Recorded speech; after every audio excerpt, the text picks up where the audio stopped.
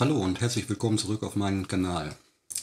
Heute geht es mal um ein sehr interessantes Thema und zwar um Blackmagic, die Sound Library von Blackmagic. Viele werden sie kennen, wenn sie mit DaVinci Resolve ihre Videos schneiden, denn Blackmagic stellt eine sehr große Bandbreite an Soundeffekten zur Verfügung, die du auch unentgeltlich nutzen kannst. Allerdings gibt es in den AGBs einige Bestimmungen, die du unbedingt wissen solltest, weil du dir sonst ziemlich viel Ärger einhandeln könntest. Blackmagic gibt dir eine riesige Auswahl an Soundeffekten, die du in deinen Projekten, die du mit DaVinci Resolve bzw. DaVinci Resolve Studio nutzen darfst, um deine Projekte damit schöner zu machen. Das heißt aber nicht, dass du eine exklusive bzw. eine übertragbare Lizenz hast. Das bedeutet, diese Soundeffekte darfst du nur nutzen, wenn du diese für Projekte nutzt, die du mit DaVinci Resolve oder DaVinci Resolve Studio erstellst. Du darfst also die Effekte nicht weitergeben, du darfst sie nicht verkaufen, vermieten, lizenzieren oder. Das sollte dir ganz klar sein, weil sonst begehst du einfach einen Vertragsbruch. So, ganz wichtig ist, alle Soundeffekte, die du benutzt hast, um deine Projekte fertigzustellen, darfst du auch, wenn die Projekte fertiggestellt sind, weiter nutzen. Das heißt, du darfst die auch nach Beendigung der Lizenz, darfst du die Projekte, die du erstellt hast, weiter nutzen. Und das nicht nur privat, sondern auch kommerziell. Das heißt, du kannst die zum Beispiel für YouTube nutzen, du kannst die für Streams nutzen oder für öffentliche Veranstaltungen. Das ist alles kein Thema. Was aber sehr wichtig ist zu verstehen, ist, dass du die Soundeffekte, sobald die Lizenz erlischt, sofort löschen musst und du darfst sie auch nicht mehr bei offenen Projekten nutzen, beziehungsweise auch nicht anderweitig oder nach der Lizenzbeendigung nutzen. Das sollte dir klar sein. Der Verkauf von oder Weitergabe dieser Soundeffekte ist natürlich unzulässig. Du darfst diese Soundobjekte auch nach den Lizenzvereinbarungen nicht zum Beispiel nutzen, wenn du in Premiere Pro arbeitest oder einen anderen Schnittprogramm. Das sollte dir absolut klar sein, weil sonst könnte es sein, dass du dir richtig Ärger einhandelst. Kommen wir zum nächsten Bereich. Welches Recht gilt? Die Lizenz unterliegt den amerikanischen, sprich den kalifornischen Recht. Das heißt, bei Streitigkeiten bist du dem amerikanischen Recht unterlegen, sprich hier dem kalifornischen Recht bzw. dem Bundesrecht. Natürlich gibt es jetzt auch in Deutschland einige Ausnahmen, rechtliche Ausnahmen, die in den amerikanischen Recht nicht eingreifen oder wo das amerikanische Recht nicht eingreift. Aber du solltest dir im Klaren sein, dass wenn du diese Produkte nutzt, also diese Soundeffekte, du eine Lizenz nach amerikanischem Recht geschlossen hast. Kommen wir zum Thema Export und Upload.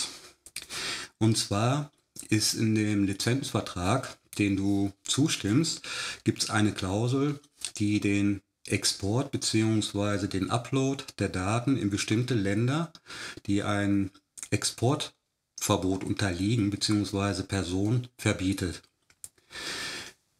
Das beinhaltet, wenn du Dateien hochlädst, Videos und so weiter, wo diese Soundeffekte inkludiert sind, kann es sein, dass du dich nach amerikanischem Recht, wo diese Exportverbote gelten, oder für die Länder bzw. Personen, für die sie gelten, dich strafbar machen könntest. Was bedeutet das jetzt für dich? Also in der Regel, die Sounddateien zu nutzen und damit Videos und so weiter zu erstellen, ist überhaupt kein Problem. Auch das Upload auf Facebook, Instagram, YouTube für kommerzielle und private Bereiche ist erstmal absolut kein Problem. Einen kleinen Graubereich haben wir bei TikTok.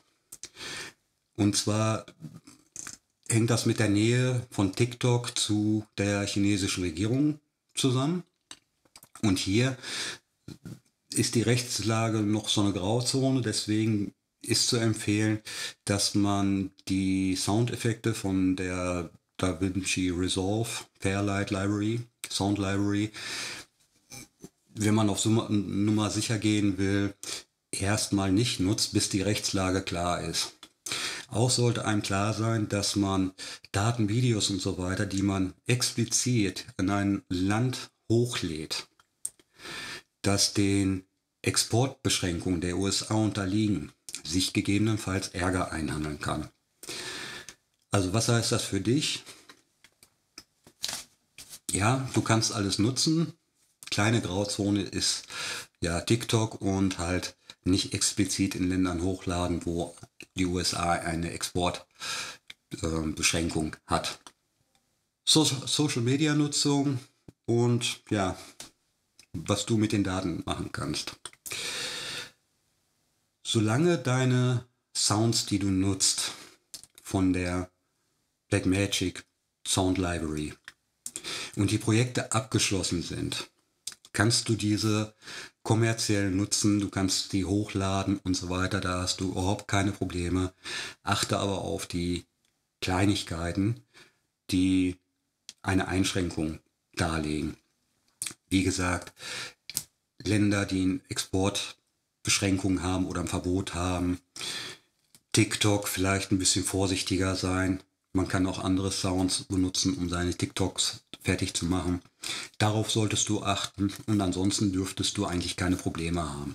Wichtig ist, die Lizenz muss aktuell sein, das ist Punkt 1. Punkt 2 ist, die Projekte müssen abgeschlossen sein, dann darfst du sie dauerhaft nutzen. Ist der Vertrag ausgegangen oder erloschen, musst du die Sounddateien löschen. Du darfst sie nicht weiterverwenden, weder mit DaVinci Resolve, Resolve Studio und schon gar nicht mit anderen Schnittplattformen. Und dann steht dem eigentlich gar nichts im Wege. So, wie du gemerkt hast, das ist kein Setup-Tutorial, sondern es ist halt eine rechtliche Einschätzung. Und hier möchte ich nochmal ganz betonen, ich bin kein Rechtsanwalt, das ist keine Rechtsanwaltung, du bist für dein Handeln selber verantwortlich. Ich habe jetzt nur einmal die AGBs aufgeschlüsselt, die ja die meisten nicht lesen und dir halt die Fallstricke genannt, die auf dich zukommen könnten, auch wenn es unwahrscheinlich ist. Ich glaube, die größte Grauzone in diesem Bereich für die meisten Content Creator ist halt wirklich der Bereich TikTok. Das ist eine Grauzone. Das sollte man sich überlegen, ob man da nicht andere Soundeffekte nutzt oder sich selber welche erstellt, bevor man sich da vielleicht irgendwann mal, wenn es heftiger wird, mit Sanktionen oder dergleichen oder Exportbeschränkungen, ob man sich da dann nicht im Nachhinein vielleicht sogar noch Ärger einhandelt. Denn die Soundeffekte bleiben ja in den Videos und das sollte man sich dann überlegen, ob man das dann dauerhaft möchte. Nicht, dass man später dann alle Videos löschen muss, weil da gegebenenfalls Soundeffekte drin sind, die nicht genutzt werden durften. Ne? Gut, wenn dir das Video geholfen hat, freue ich mich auf einen Kommentar. Natürlich freue ich mich auch, wenn du den Kanal abonnierst. Wäre schön, wenn ich mal die 500 hinkriege. Ansonsten Daumen nach hoch. Wenn dir das Video nicht gefallen hat, machst du am besten mal gleich zwei Daumen nach oben. Und dann wünsche ich dir viel Kreativität. Mach gut. Frank von ICU.